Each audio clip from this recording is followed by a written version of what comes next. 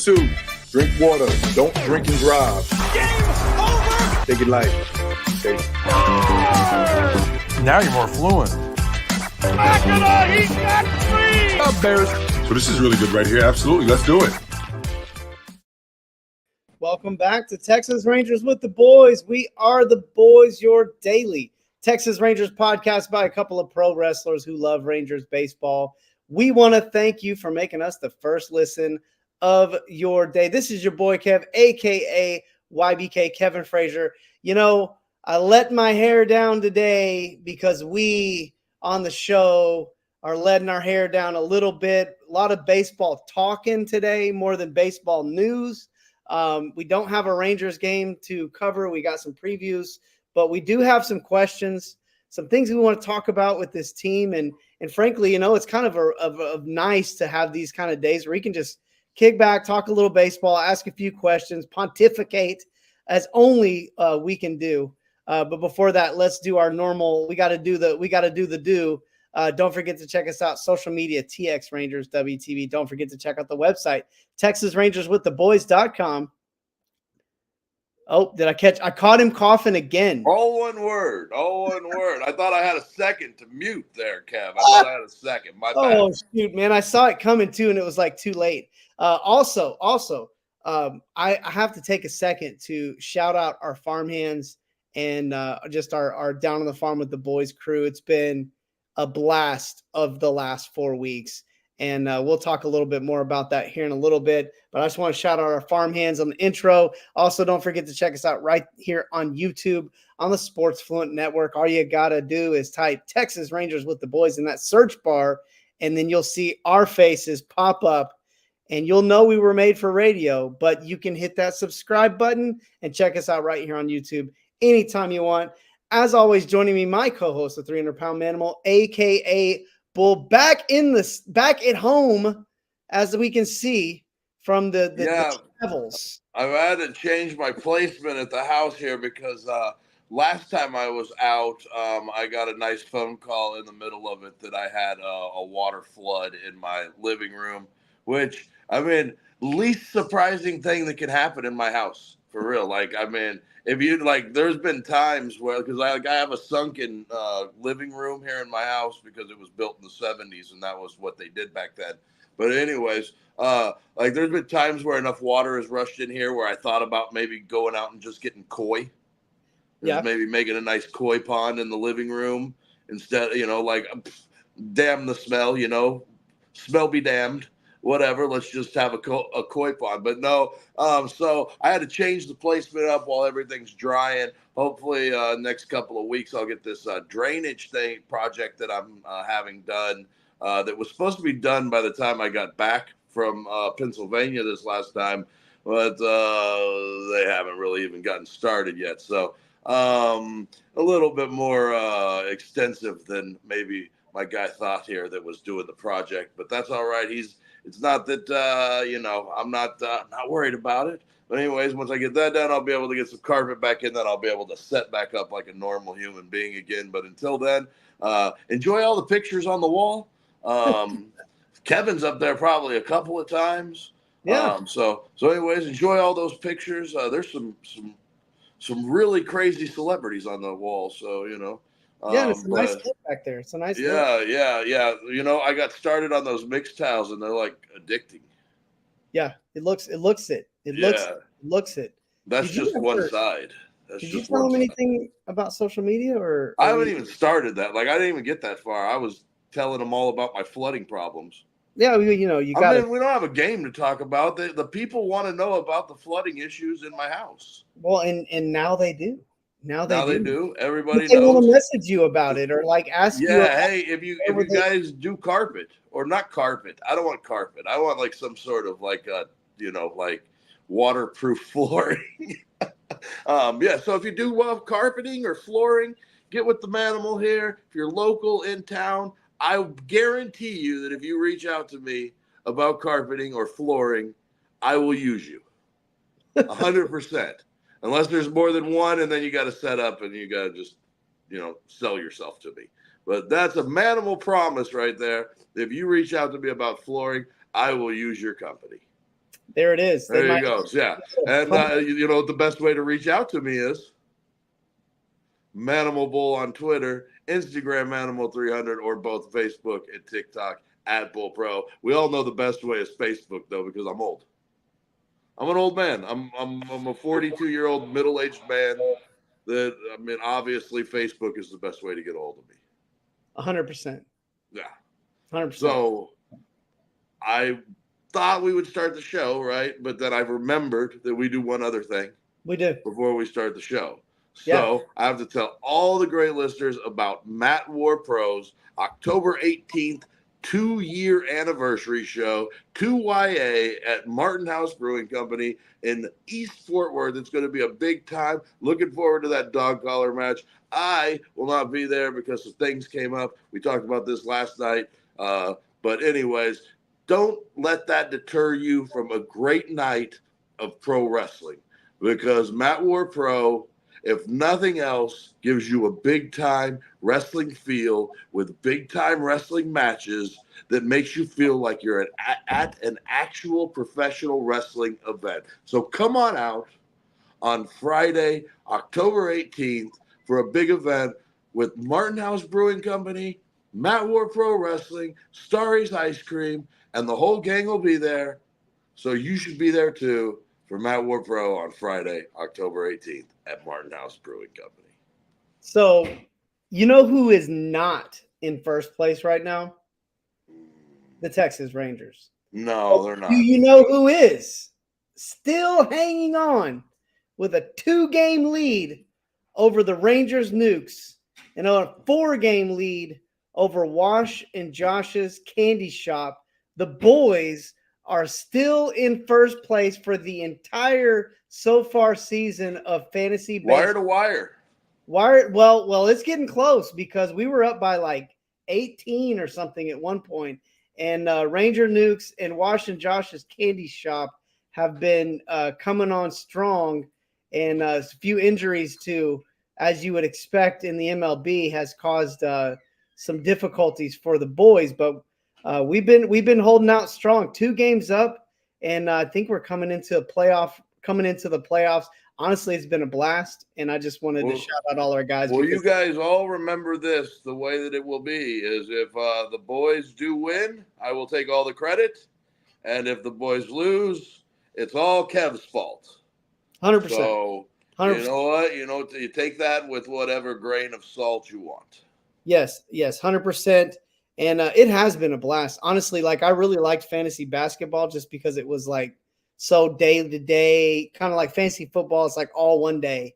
And then the rest of the week, it's just like everything comes down to this one day. And then if everything doesn't go right, which it never does, a lot of time it just is very disappointing. But with fantasy basketball, there's a day-to-day thing, and it felt like there was a lot more management throughout the week. And fantasy baseball has been just as fun, and I will 100% do this again next year. I know who Yohinski Noel is because of fantasy baseball. When he hit that home run, I was like, well, because he's been hot. He's been hot for the last 3 weeks because he's been a guy that people are picking up all over fantasy baseball. That's how I knew who he was. Yeah, he's been on a nice tear here. Well, let's get into it. How about this? Let's jump in with some Rangers news. So, well, you want to talk about them picking up another half game last night? I guess. So the lead is 10. 10. Yeah. Yeah. The Rangers 1-2 weekend, but since Friday night have picked up a game and a half. Well, they can't keep it in their destiny is not in their hands at all because they have no more games with the Astros. And unless Seattle does something, they do have 2 series left. Well, they got to pass Houston too. They can't just tie Houston. Right. It isn't like back in the day where you could come back, you could tie them on the last day of the season, get you a play-in game, and come from behind. I mean, they play tiebreakers now in baseball because I don't know, they had to get more playoff games in or whatever. But hey, let's not pontificate. Well, yeah, so we're not talking about that. I just, we simply update the AL West standings most nights. I thought today we would do the same.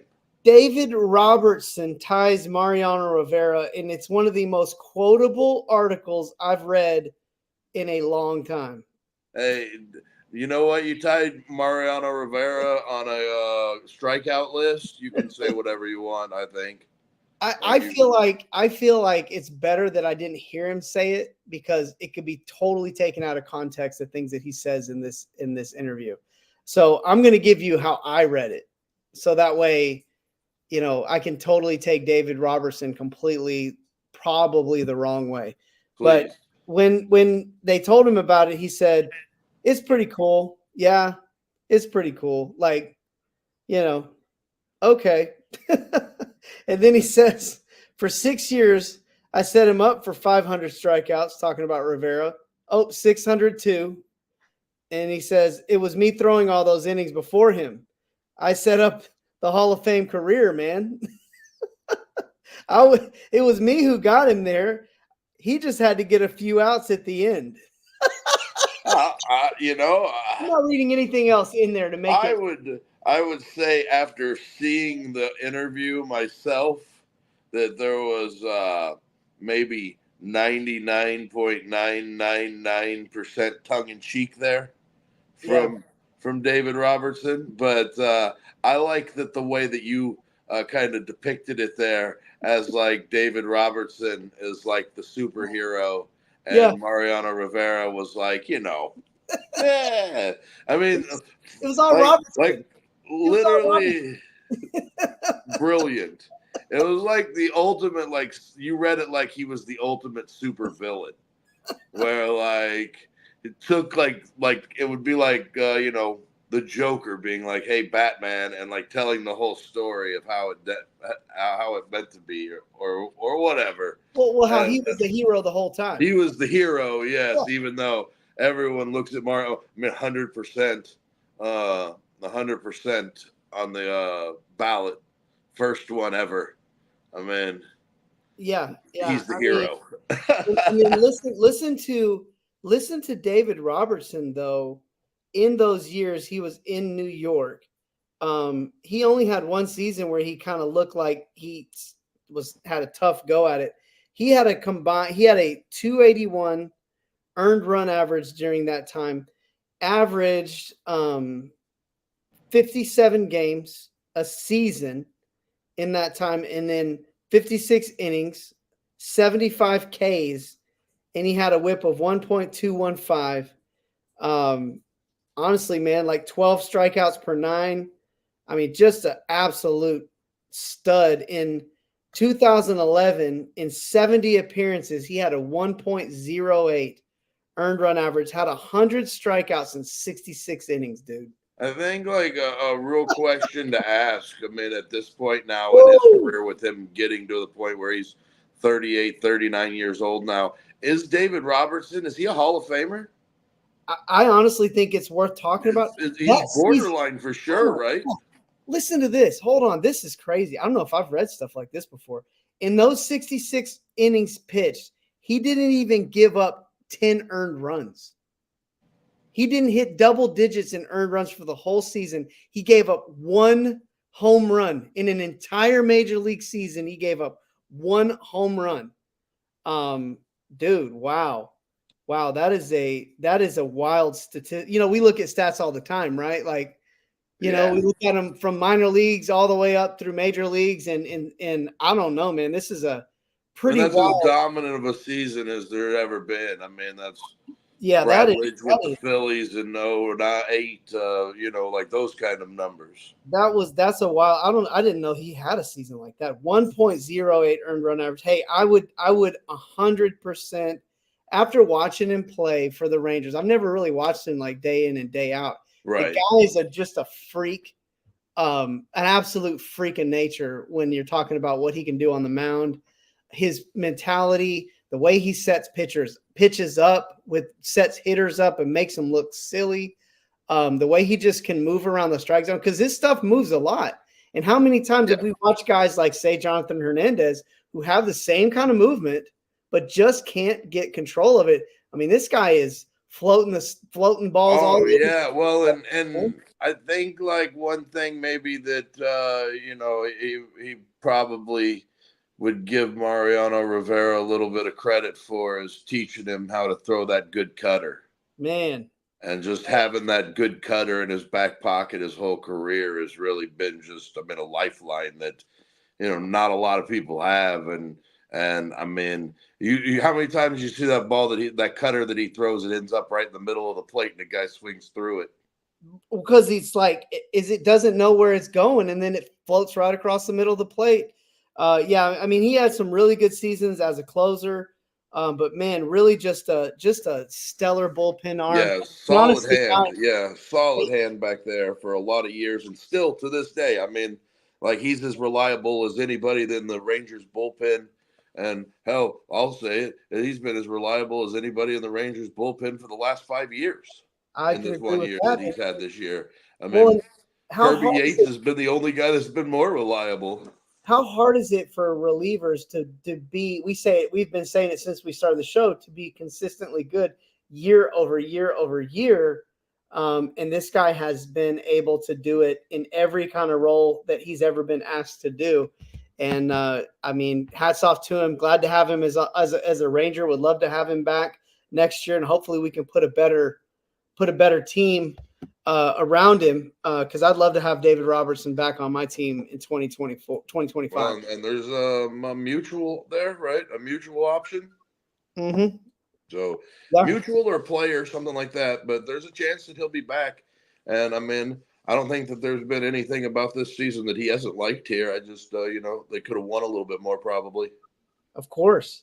Well, let's get into it. We got 3 juicy questions. 2 of them kind of have to do with each other in some sort of way. All of them have to do with prospects. So it's going to be a great, easy segue into our Down on the Farm with the Boys commercial. And then after we come back from that, we'll talk a little bit about a couple of starting pitchers and just starting some exciting starting pitching on the Rangers. So first question, and this is a good one. I don't know who sent this one up, but I think it's a juicy one. Is Wyatt Langford the center fielder of the future for the Texas Rangers? Well, me and my buddy Eric were talking about this today.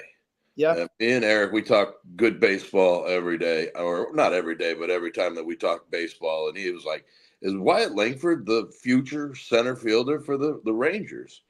And, I kind of feel like he might be. I kind of feel like with the idea that Evan Carter may have, first of all, have left-handed hitting problems and injury issues. I mean, Wyatt Langford might be that guy that you put out there. I mean, especially if you don't trust Tavares. Now I'm a guy that year over year, guys are different. They're improving, all of those things. I do believe that Tavares at 25 still has room for improvement, and that it's not time to give up on him just yet. So I don't, I'm not 100% there, but if you're going to go to a platoon situation with the 3 of those guys next year, you're trying to get Wyatt Langford as many at-bats as possible. It's going to be Tavares and Carter that take the hits and not Wyatt Langford. And it probably won't be Adolis Garcia unless they decide next year's the year to move him to a full-time DH role, which I don't know if he's going to hit 225 with just 20 bombs or whatever, if that's a DH role that you want. So I don't know. I don't know, what the answer to the question is, but I definitely can see Wyatt Langford playing everyday reps next year in center field just because of the reliability of him at the plate. Yeah, I think the plate reliability for one, for sure, because he's a lot more consistent than Tavares for sure at the plate. Definitely just has a way more polished approach, and that's not to say anything really that negative about Leote, because it's really more a testament to Wyatt Langford than it is a knock at Tavares. He just is a better hitter right now at this stage of his career. The speed has been way more than anybody really thought it was going to be. I know we knew he was fast, but I don't think anybody expected him to have like freaking running back, Yeah, well, and also the arm has been better than was really, I mean.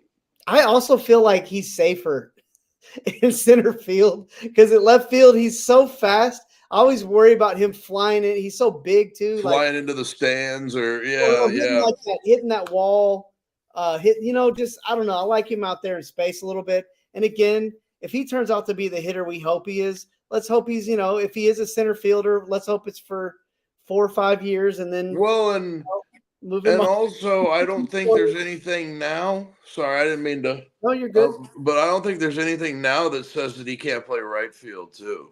Sure. I think he's got enough arm to play right field, and maybe in a couple of years, whenever Garcia's not under contract, or ARB years, or whatever the case may be, you might have Sebastian Walcott playing center field with him playing right field, and Carter in left. So you never know. I don't hate it. I don't hate it. I don't hate really it either. I mean, I like the idea of Langford though playing center field. It doesn't affect me. And he doesn't look like he doesn't look lost out there in space. No, who he reminds me. Oh, sorry. No, I like how he gets back on the ball. He gets back on the ball, man. He doesn't. I mean, he'll one-handed catch him, but he's definitely take 2 steps back before he takes a step forward. At least thus far. And again, he's going to get burned, but that's a kind of a stickler thing for me. But go ahead. That's part of playing center field in the big leagues, though, is getting burnt. He kind of reminds me. Langford kind of reminds me of Ian Desmond taking over center field a handful of years ago when he was brought in here to kind of play left field, and then Delino DeShields didn't hit, and they had to make a decision, and Ian Desmond just kind of took over center field. And played an all-star caliber center field in a position that he'd never played before. And I think Wyatt Langford kind of has that same capabilities. It's the athletic ability, dude. Yeah. And this, he's a got an IQ, man. He's a baseball IQ kind of guy, as far as I've noticed watching him. For a guy who's literally who's getting his feet wet at the highest level with the highest expectations, with every ump that in the league has a target on his back, with every ump in the league. The guy has just really been, mentally has shown he is as mentally tough as you could ask for. Did you see that Dylan Cruz is going to make his major league debut tomorrow? I'm looking forward to that. The top 3 of the top 4 draft picks in last year's draft have already made the big leagues. I think it's the first time ever. We're going to have one of those historic kind of, remember the draft of blah, blah, blah. It's shaping up that way for sure. And there's a lot of good players that are creeping up right now that, are getting closer to the big leagues now. From that first round, there's a lot of good players in that draft. You want some quick Ian Desmond stats from 2016? Pretty good. They were really good. 107 runs scored, career high. 178 hits, career high. 22 home runs, 86 runs batted in.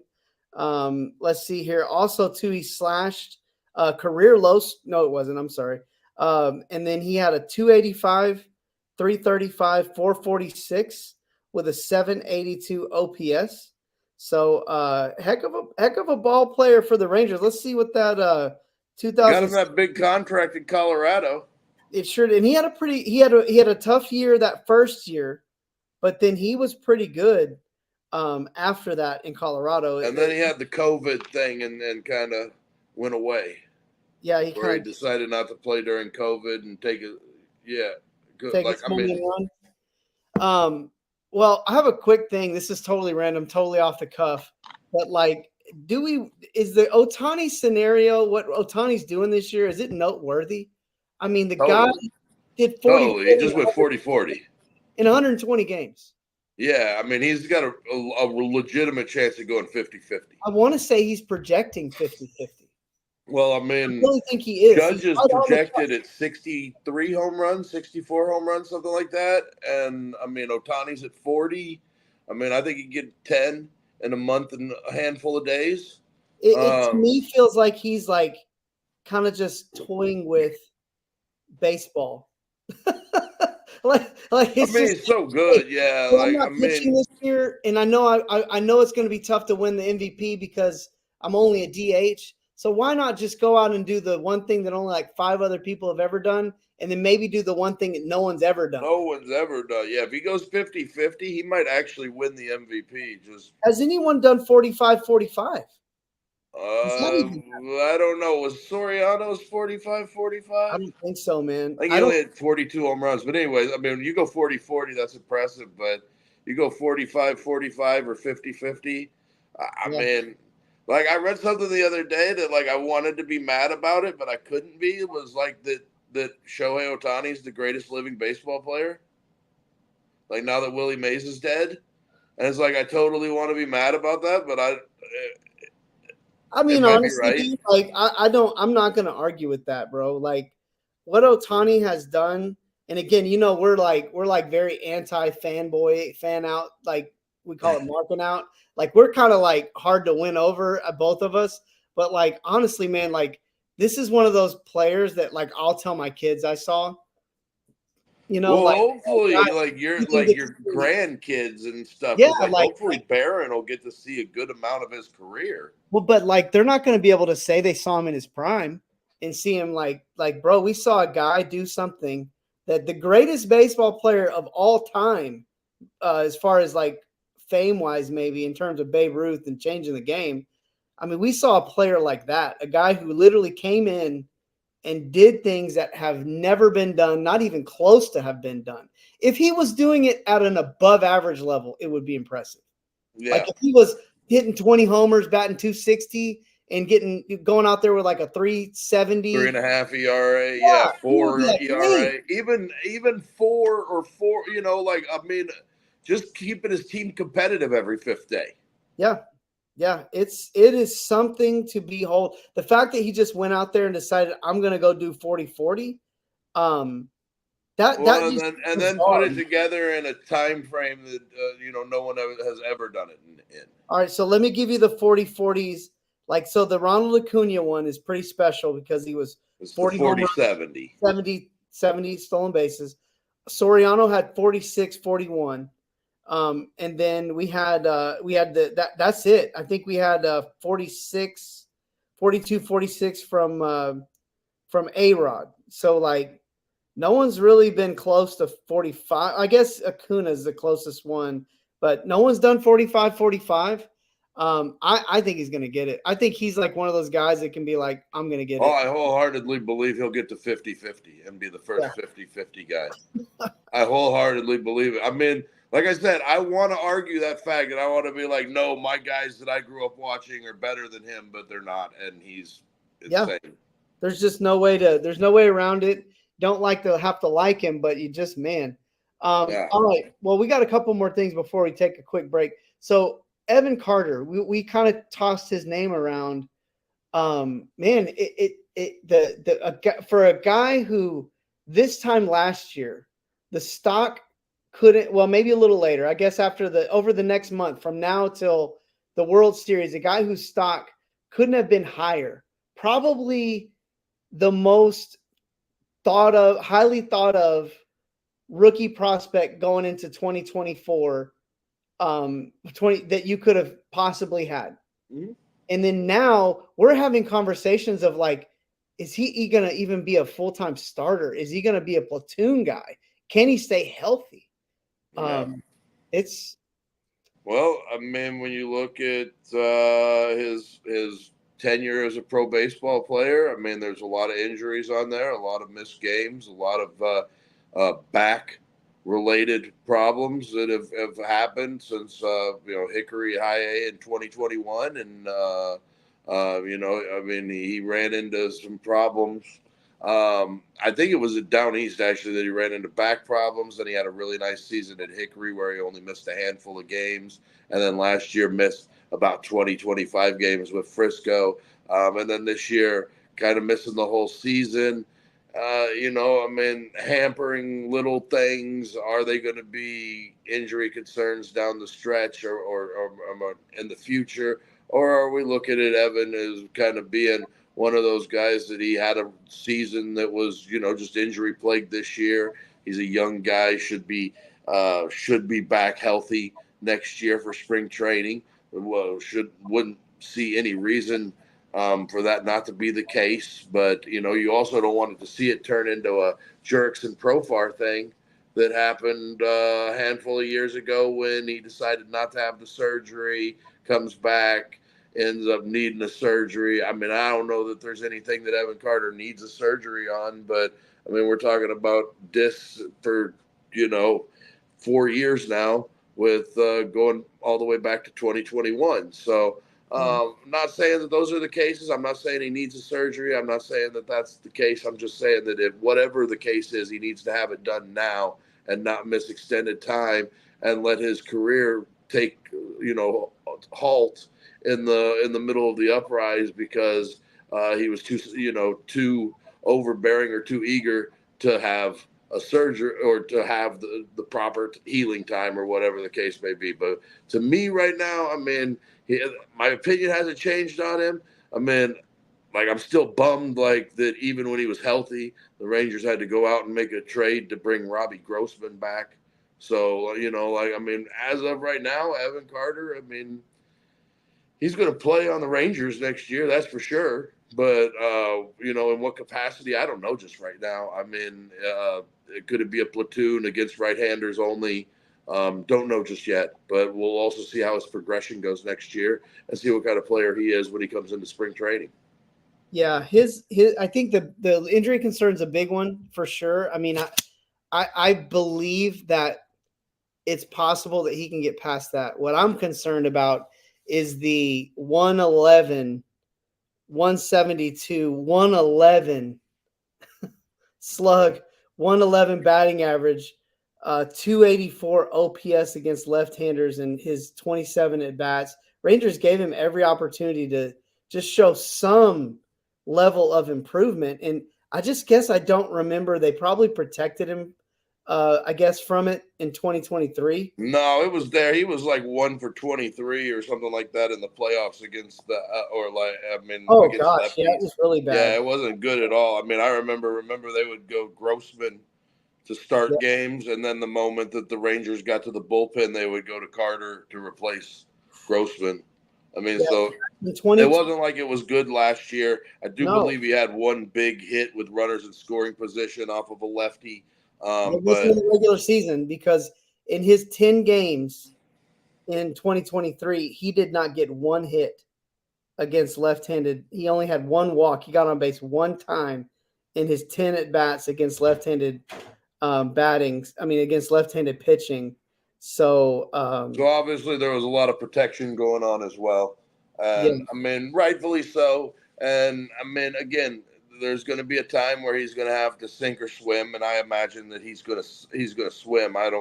He doesn't seem like the type of kid that's going to go down there sinking. And I mean, he's got an opportunity to make his own destiny at spring training next year and earn the role that he wants or what he feels like he needs to be in. And it could be the starting center fielder. It could be the starting left fielder. It could be a platoon spot somewhere with Tavares, Langford, and himself. Yeah, I mean, because I really feel like the Rangers, I know we just talked about Wyatt Langford playing center field, but I think if he's going to be playing center, if he's going to be playing in the outfield, I think Tavares is your best bet at center field. I think he's the best center fielder of the group.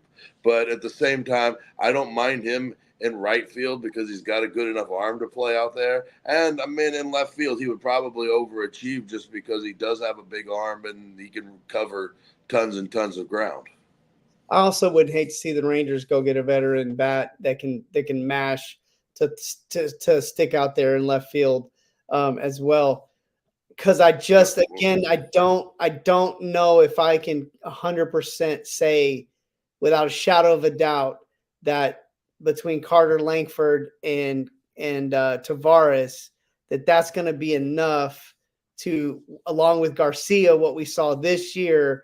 I just feel like the Rangers cannot go into 2025 without at least an insurance policy against one of these, if not more than one of these guys, not panning out if we're going to be competitive. Let's actually segue right from that to, we were talking about, and this one might not go as long, but Sam Huff and Justin Foscue. None of these guys have gotten any play on our Down on the Farm because we don't consider them prospects, so we might as well talk about them here. But Sam Huff, Justin Foscue, kind of two guys we thought were going to get a ton of PT this year. Well, I don't know. Yeah, I don't know what else they have to prove at AAA. I don't know what else they can possibly do at AAA to get an opportunity at the big show. I'll say it now. I was surprised in the offseason when the Rangers went out and signed Andrew Kisner. I thought that they were going to give Sam Huff a legitimate shot at being the backup catcher on this thing.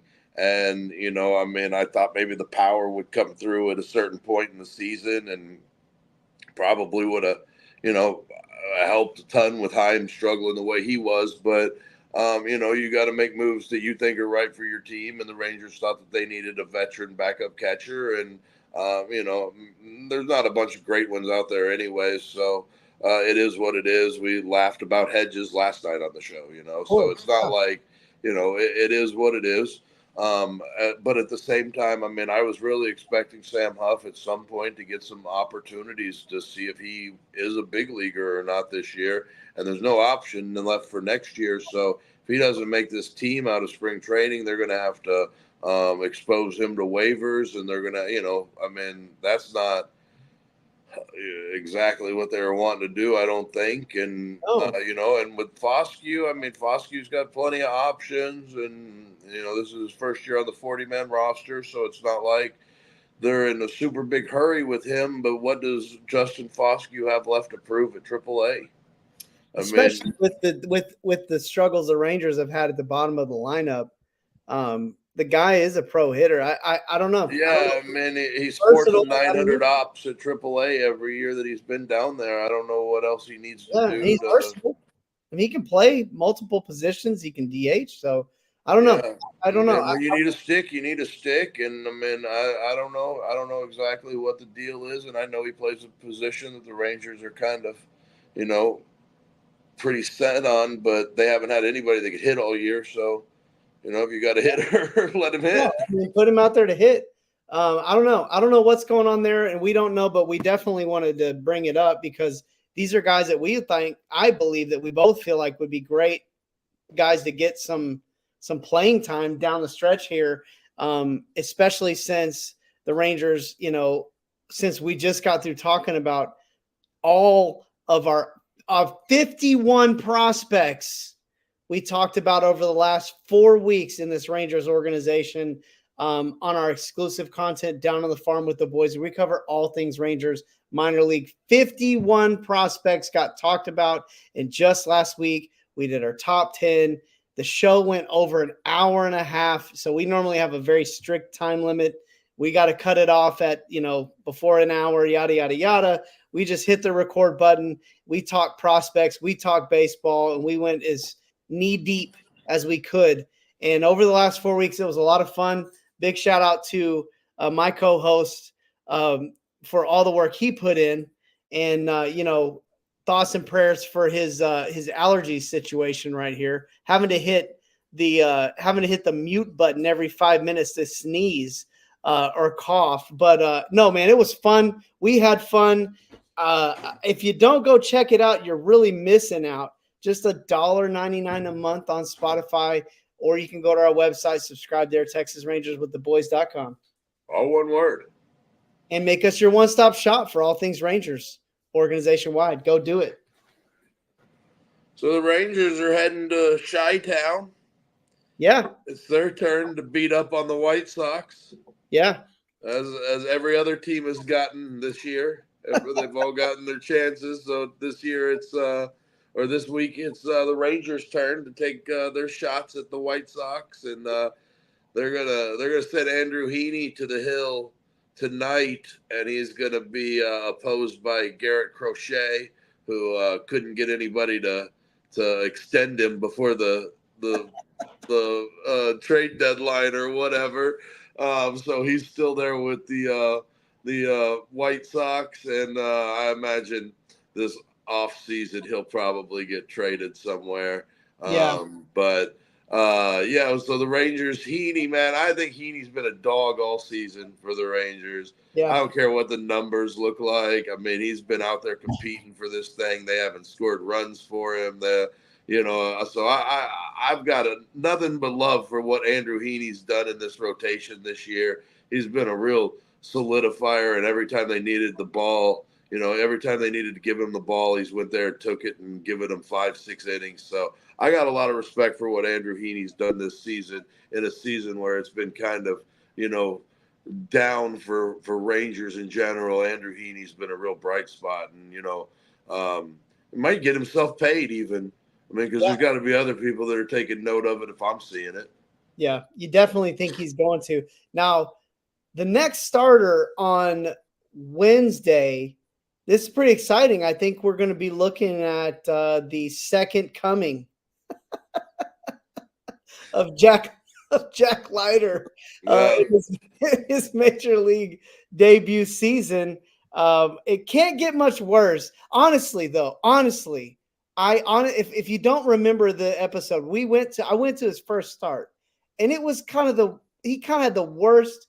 I'm not a big luck person, but he had like the worst luck possible. That was they got like 3 pitches. He went out there and had like a 35-minute inning, dude. Like gave it everything he had to get out with like 1 run. I mean, it was like Houdini, like it really was. And then kind of like what can go wrong did go wrong in that inning. I mean, it was rough, man. Like 35 minutes he was out there. The Rangers go out there 3 up, 3 down. Yeah, like 3 pitches. Right back out. And I'm like, oh my God, this is going to get ugly, and it's going to get ugly fast. And it did. And I just didn't blame him. That's why I'm saying the ERAs doesn't faze me. I think Jack Leiter. I didn't think he was awful against Detroit in that outing that he had against Detroit. I didn't think he was awful. Remember, they had the weird center field wind swirls, and he also throw a fastball to that one cat, the shortstop. Can't hit anything but a fastball right Javi Baez, I mean, that's like rookie mistake, man. You don't come in Baez's kitchen. You throw him freaking breaking balls. And it's a good chance to pick up right where he left off at AAA, because this White Sox team is very, very similar to a AAA team.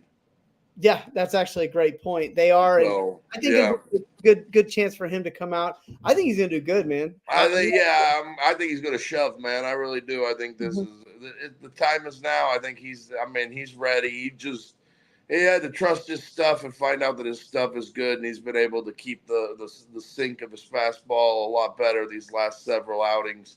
It just seems like Kumar Rocker coming onto the scene has had another. It almost seems like almost simultaneously, all of a sudden, Rocker comes onto the scene. Leiter starts getting dominant out of nowhere, and I'm not saying out of nowhere, but again, man, would we love to see? I mean, the slider seems to be the out pitch all of a sudden. Remember, we talked about all last year and this year having that, and whether it be the curveball, the slider, the change up, whatever it needs to be to get that out. But I mean, he's throwing 5 pitches right now. They're all playing well in the fastball. I mean, like, he's been able to keep that sink of his fastball and that same motion every time. And, he's having more success than he's ever had. And I think a lot of that just comes with being consistent. Yeah. And again, I'm watching him, bury the slider to guys on, kind of throwing it where it looks like a strike. And then they're out there, they're waving at it because it looks like a strike on the outside part of the plate. And then all of a sudden it's gone. Yep. So he's having some success. I'd like to think he could come up, have some success at the MLB. We brought up also Kumar Rocker. We're probably going to talk about his start whenever that happens this week.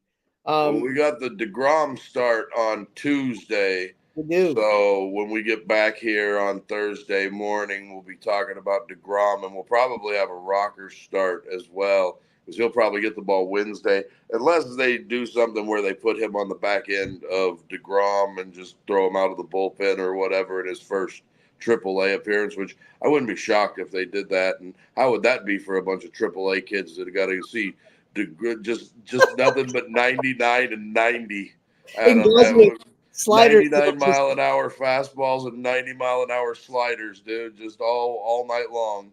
7 innings of it. Well, you're going to find out where you stand. Hey, real quick, did you see that the great psycho Sid Vicious, Sid Justice passed away today? I didn't. Oh, okay. Oh, So I man. guess technically yesterday he passed away.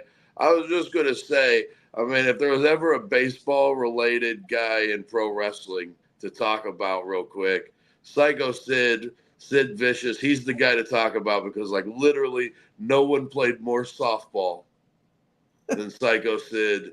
I mean, I'm pretty sure when he broke his leg that time, instead of getting a metal, like a surgical rod put in, he just Yes. had like a Mike and Freak put in. He just had a 34-inch bat put in his shin there. So, but anyway, yeah, no, one of my favorites. One of my Man, favorites, and what a a guy that shame. lived I in love Arkansas, Psycho Sid. huh? I loved him. There was never a time I didn't love watching him, dude. And you know I'm a big fan of the big guy. And He but the big guys have to be good for you to put was respect on their name, for sure. 100%. And he was a big guy, dude. Like, loved him. Absolutely, man. What a shame, man. That's really disappointing. I hate to hear it. I mean, it's going to happen to everybody at some point. But yeah, he was a big softball guy, and man, I absolutely love Psycho Sid. I can't tell you ever a time I didn't like what he did, even in the times when he was working for a company that I wasn't. guess I didn't like what he did to Art Anderson that one time. Well, stabbed him with some scissors. Yeah, scissors. He had a gimmick to live up to, brother. Hell yeah, To he's get it over. psycho. Yeah, he had to get it over, man. That's Oh, I yeah. love Art it. didn't like it either, but man, that's a shame to hear that. 10 bell salute for Psycho Sid, a true great, in the wrestling business, man, a true great, and one of my favorite guys to listen to talk about other guys, like the shoot interviews online, because he always had great stuff to say, and if he didn't, he said it in a way that was like not like disrespectful, or I don't know. I just love listening to him talk. I always felt like I got a objective. Yeah, I always and he always gave off the real good Southern boy, like which he was, because he was just an Arkansas guy over there. I mean, I'd run across him every once in a while out there. I don't know Man, if you did. He used to work some of Rodney's shows back in the day. yeah, man. Hats off to him, and rest in peace, and 10 bell salute for Psycho Sid. Well, man, I think we got our previews in. Well, we don't know. I Yeah. think it's what's the guy going for Chicago? 2-12. Yeah, man. If the Rangers Uh, don't blow this guy out of the park, Kraken or whatever his name is. Flexen. Let's not make Flexen. this Yeah. guy. Chris Let's not make, Flexen. Yeah. let's not make this guy look like Garrett Again. Cole. Again. Yeah. Again. Man, a lot of cool stuff though. Today was fun. There was a lot of fun stuff to talk about. I think that it kind of shows that the Rangers are still a really interesting team. It shows that whatever happens this season, next year is going to be an interesting squad, and I think they're going to have stuff to talk about for the rest of the Well, season. and I think it also just proves that baseball is such a talking sport that even whenever things aren't going 100% the way you want as the season goes on, there's still an hour to kill with your favorite boys talking Texas Rangers baseball. Yep, a lot of fun, man. Well, hey, let's get on out of here. We'll be off tomorrow. We'll be back to review these or talk about these two games against the White Sox. The Jack Leiter start. We'll be talking DeGrom. Yeah, we'll preview. I think Eovaldi's throwing on Thursday, so we'll preview that.